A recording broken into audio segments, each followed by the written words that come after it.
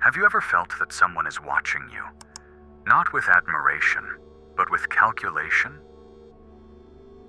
That every word you tell them is stored in their mind not to protect you, but to use against you at the most convenient moment.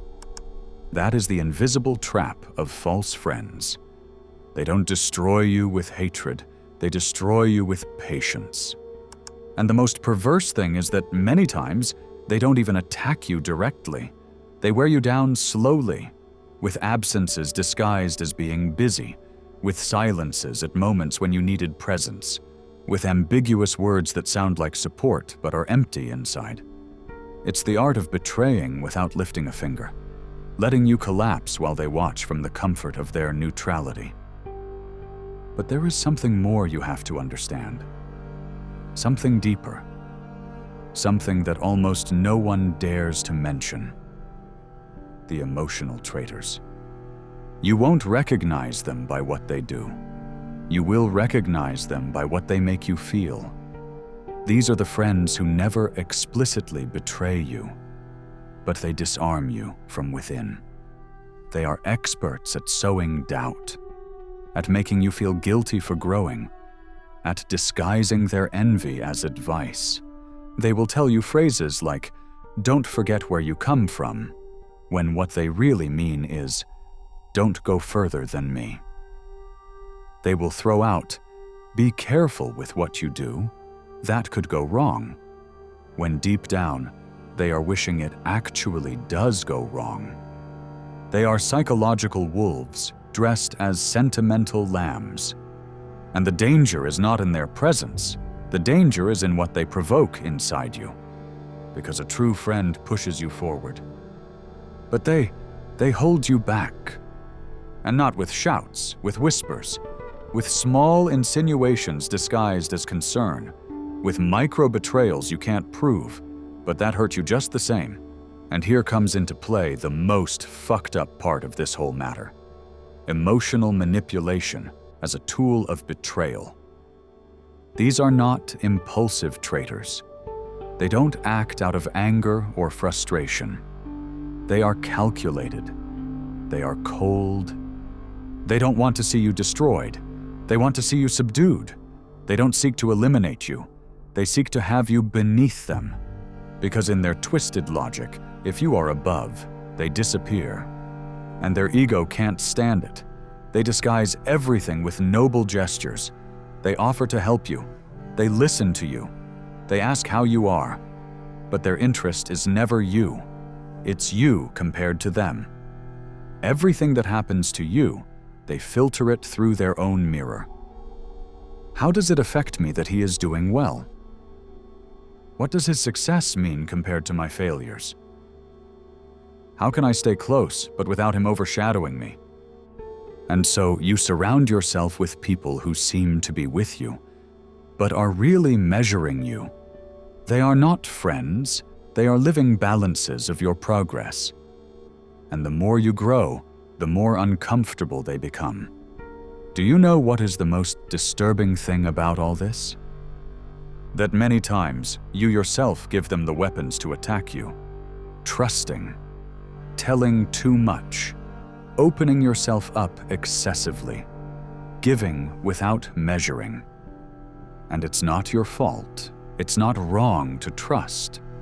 What is wrong is not learning when to stop doing it, because when a friend starts to feel threatened by your evolution, they are no longer a friend. They are a silent enemy, and those are the most dangerous. Because they don't attack you. They wait for you. Do you know one of the most destructive psychological mechanisms in this type of traitors? Intermittent validation. It is a brutally manipulative concept. They give you affection, but only when it suits them. Today they support you.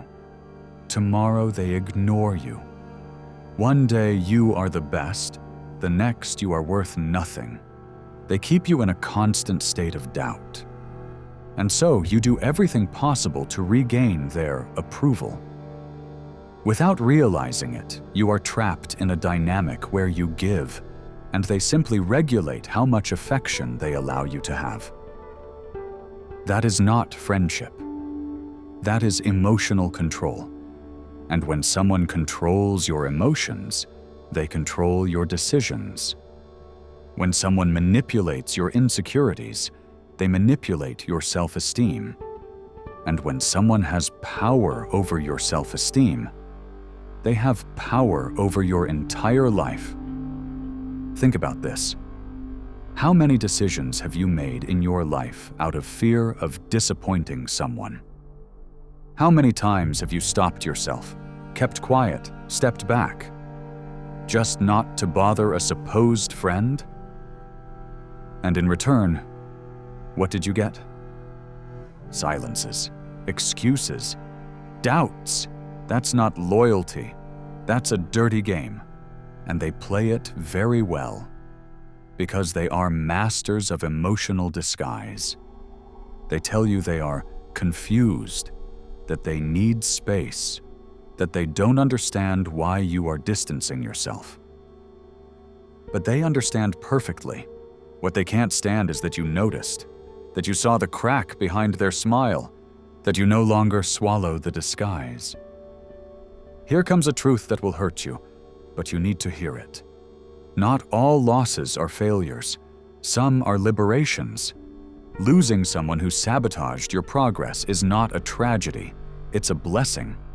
It hurts, yes, but it's necessary. Because as long as you keep close those who feed off your weakness, you will continue to shrink. And you were not born to shrink.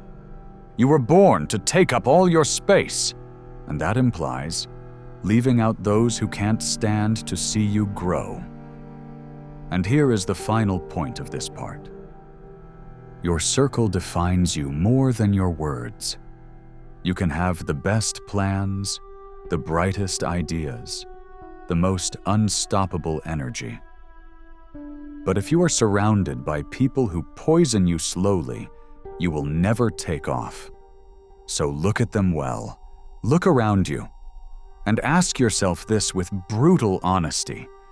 Who should I remove from my life, but I'm afraid to do it because I still call them friend? There is your traitor. Don't doubt it. Just watch them. And decide if you will keep giving them access to your back, or if finally you will turn around. And close that door, because if you don't do it, I assure you they will cross it. And when they do, they won't come in to hug you. They will come in to finish you off. From within, and without anyone noticing, but it's already too late for them. Now you already know. Have you ever felt that someone applauds you with their mouth but envies you with their eyes? That their words sound nice, but their energy leaves you uneasy, drained, as if you had been talking to a dirty mirror that distorts everything. The most disturbing thing about these people is not what they do. It's what they do to you, what they generate inside you without you being able to explain why. They are not aggressive. They are not violent. They don't raise their voices nor cross obvious boundaries, but they leave you emptier than a direct betrayal. Because what they do is not to betray. It's to break you without you noticing. This is the second side of the coin. And if the first part of the video showed you the types of friends who betray out of envy, need, or convenience, now we go further. Because there is a form of betrayal even darker, more dangerous, and harder to detect. Emotional betrayal disguised as affection. And the worst part is that it leaves no marks. It makes you doubt yourself, not them. It makes you think the problem is you, that you exaggerate, that you are being unfair, because that is their talent, manipulating your perception so you never blame them. Do you know what they do? They invalidate you, but softly, as if they were helping you. You always take everything too personally. It's not a big deal. Surely you're misinterpreting it. They don't deny what you feel, but they reduce it. They minimize it. They make it harmless, as if your emotions were a whim and their intentions always pure. But behind that mask of understanding, there is something else. calculation, precision, coldness. These people don't betray out of impulse. They do it strategically. They are experts at using your sensitivity against you, at turning your virtues into weapons to control you. They study you. They detect your wounds. And right there, they squeeze, not to make you explode, but to weaken you little by little. So you need their approval. So you believe that without them, you are lost. And so you become a prisoner who smiles while the chains tighten. Have you had someone like that in your life? Someone who loves you but drains you? Someone who advises you, but their advice makes you smaller? Someone who celebrates your achievements with a smile that doesn't reach the eyes? Then you know what I'm talking about. They are not friends. They are psychological saboteurs, and their favorite tool is guilt. Guilt is the invisible shackle they tie you with, and they use it masterfully. With everything I've done for you, I just wanted to help you. It hurts me that you think that of me. And you, of course, give in, because you were taught that guilt is noble, that if someone feels bad, it's your responsibility. But it's not. Not when that feeling is manufactured to keep you docile. And here comes an even more dangerous figure, the martyr friend. The one who always seems to be sacrificing for you. The one who constantly reminds you of everything they have done, everything they have left behind, everything they have given. But they do it to manipulate you. Because the more emotionally indebted you feel, the more control they have over you. And the worst is that you believe you owe them something. You owe them nothing. No one who truly loves you makes you feel like you're in debt. Authentic affection doesn't keep score. Only those who want power over you do, and that power ends in betrayal. But there is another twist, an even more sinister dimension, because some don't betray you just emotionally. They betray you spiritually. They drain your vital energy. They are like bottomless pits. They listen to you, hug you, promise you, accompany you. But each encounter with them leaves you more tired, more confused, more dim. And you don't understand why, but you leave and start to breathe. And then you see it. They were stealing your light, because they can't stand to see you shine. And the most ironic thing is that you will never see it coming if you are not awake, because they don't wear labels, they are not rude, they don't make scandals, they are pleasant, social, even charismatic. But inside, they are empty. And that's why they need to fill themselves with what you are, not out of admiration, but out of need. And when they can no longer extract more from you, when you no longer serve them as emotional food, they won't tell you. They won't cut ties with you. They will let you fall. They will let you go just when you need them the most.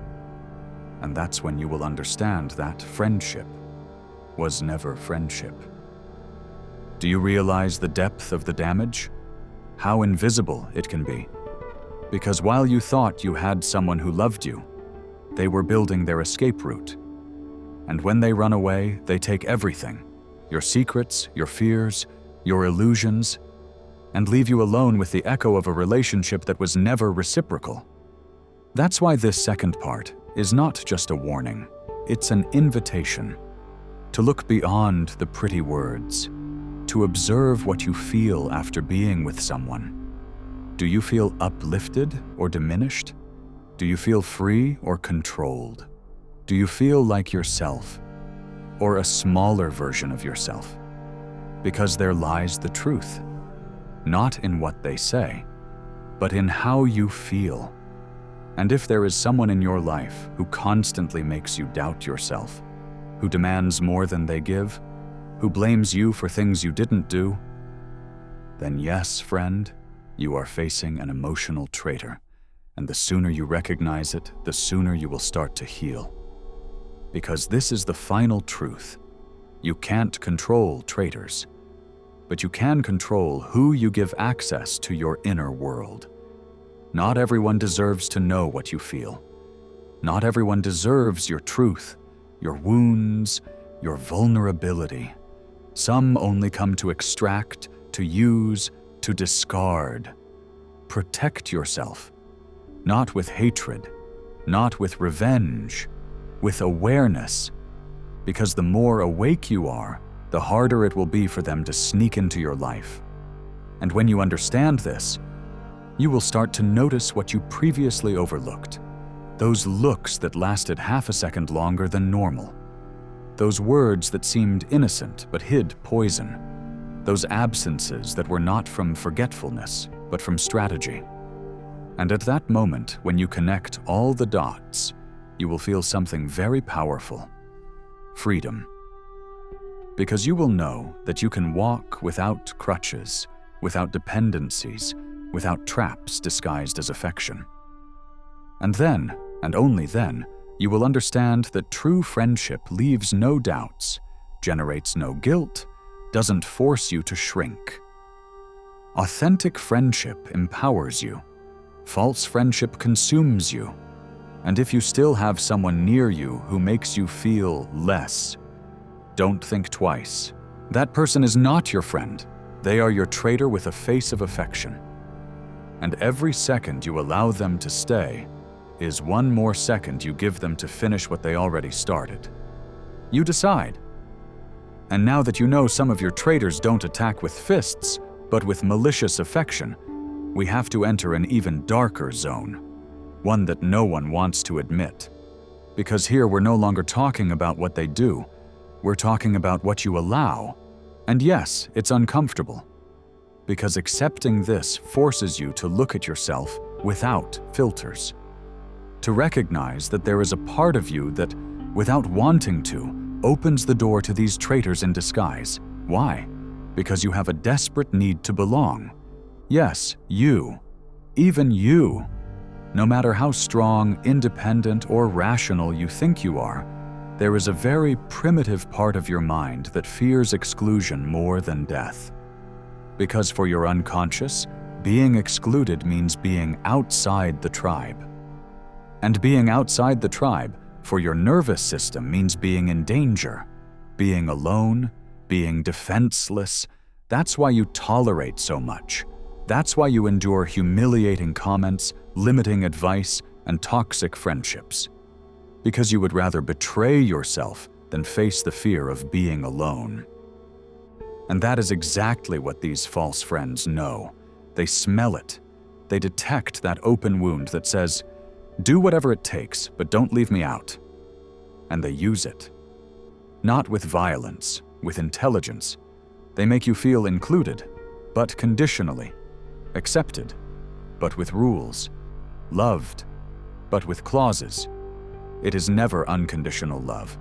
There is always a fine print, and you, not facing the abyss of loneliness, sign the contract over and over again. Do you know the biggest trap of all this? That you start to confuse company with connection, presence with affection, noise with friendship. And when someone hurts you but stays close, you assume it's love. It's not. Sometimes the abuser is the one who stays closest, not because they love you, but because that way they can control you better. That way they can study your moves. And when you realize it, you will have stopped being you to become the molded version they designed. A docile version, manageable, deactivated. And here we enter new territory, self-betrayal. The moment when you, to keep a friendship, decide to mute your voice, soften your ideas, hide your achievements, pretend that what is killing you inside doesn't bother you. That is the most dangerous betrayal, because you don't see it coming from outside, it comes from you. You yourself turn that relationship into a minefield where you walk carefully not to upset the one who should protect you. And that dynamic, if maintained for too long, breaks you, turns you into an actor in your own life. You dress not to stand out. You stay silent not to bother. You shrink not to eclipse. And one day you look in the mirror and don't recognize yourself. because you've been trying for years to please people who never thought about pleasing you. And do you know what's worse? The more you adapt, the further they move away. Because these false friends don't want you to be authentic. They want you to be useful. And when you no longer serve them, they discard you. Just like that. Without explanations, without closure, without remorse. They leave you wondering what you did wrong. But the truth is, you did nothing. Your mistake was believing you had to deserve something that was never real. Do you understand now? It's not just that they betray you, it's that you yourself, without realizing it, participate in your own destruction. That's why this is not just a video to point out traitors, it's a video to rescue you from yourself. Because every time you tolerate a hurtful gesture, you teach the other that they can hurt you. Every time you don't set a boundary, you give away a bit of your dignity. Every time you prioritize connection over respect, you give away power, and that power, sooner or later, turns against you. Now I want you to think about something. How many times have you felt relief when someone left your life, yet you kept looking for them? How many times did you miss people who, deep down, you knew weren't good for you? That is the emotional trap of dependence. You don't miss the person. You miss the role they played. You miss the validation, the illusion, the habit, but not the facts, not the damage. And no one teaches us to be alone. They teach us to seek approval, to add contacts, to surround ourselves, even if it's with shadows. And so we end up full of people, but empty inside, surrounded by voices, but without a single one that truly listens to us. True betrayal is not always an action. Sometimes it is an omission. It is that friend who wasn't there when you needed them most, who saw you breaking and said nothing, who knew what was hurting you and chose silence. And you, just so you wouldn't lose them, did the unthinkable. You convinced yourself that was normal, that that's how life is, that you have to endure. Number, you don't have to endure. You have to wake up. And waking up isn't becoming cold. It's becoming clear. It's understanding that not all company is company, that not everyone who laughs with you is on your side, that not everyone who listens does so to help you. Some just want to know your weak points, because when the time comes, that's where they will aim. And if you've come this far, there is something you can no longer ignore. You know it, you feel it. There are people in your life who shouldn't be there, relationships that have expired, doors you should have closed a long time ago. And you're still there, waiting for a gesture, an apology, an explanation. But it's not going to come. Because those capable of betraying you rarely are capable of admitting it. So stop waiting. Not for them, for you. Because every day you wait is a day you lose, a day that won't return. One more day you aren't being yourself, and you deserve to be you. Whole, complete, free. Do you understand now? True friends don't shrink you. They expand you. They don't weaken you. They empower you. They don't drain you. They illuminate you. And if someone isn't doing that with you, they're not your friend. They are just another shadow, waiting for their moment to turn you off. But you already turned on the light, and when that happens, no shadow can defeat you. We continue, and now that the light is on, now that you've seen what you preferred not to see before, comes the most delicate moment, deciding what you're going to do with all this. Because one thing is knowing you've been betrayed, and a very different thing is having the courage to act, to cut ties, to leave, to close the door knowing it will never open again. And here many fall.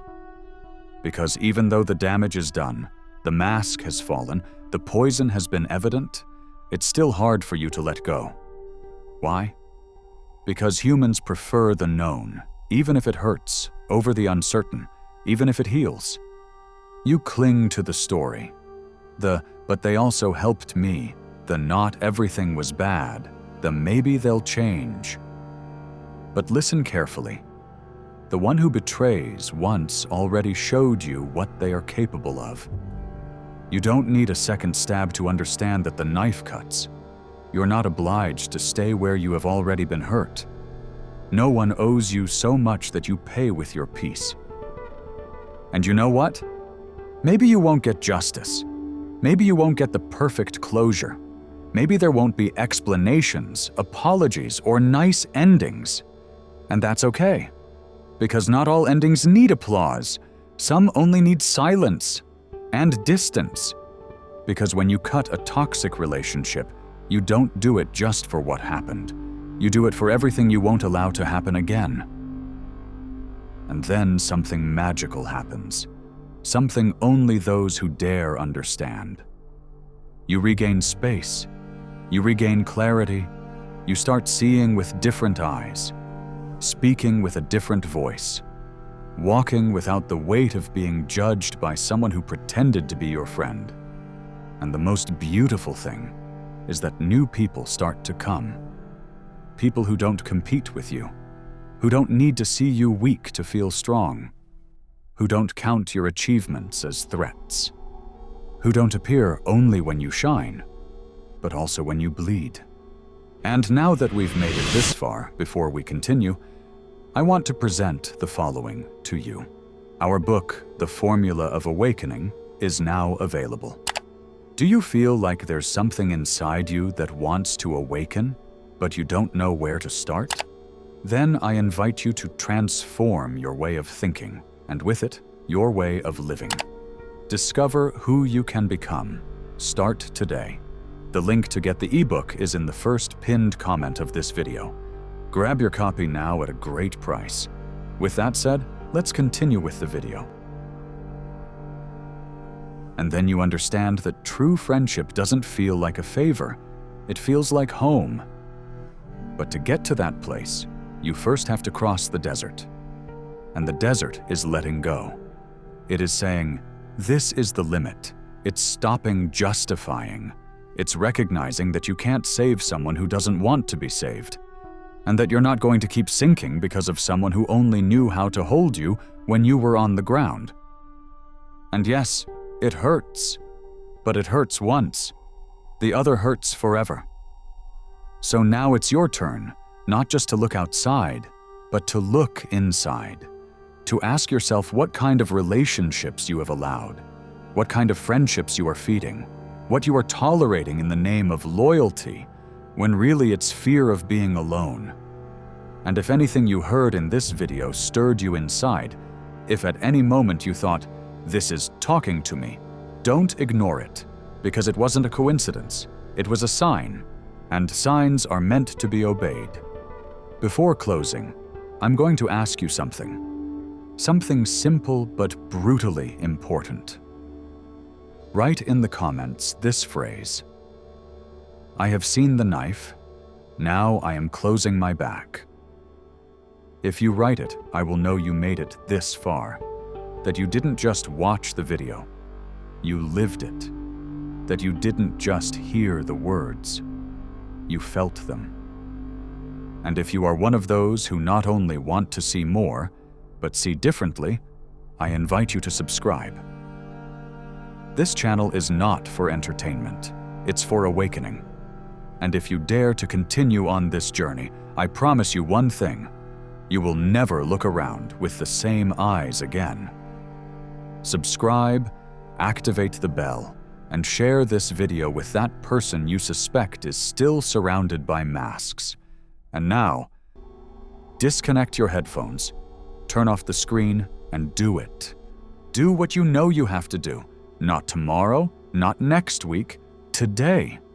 Because if you don't close that door now, one day you might not have the strength to close it ever.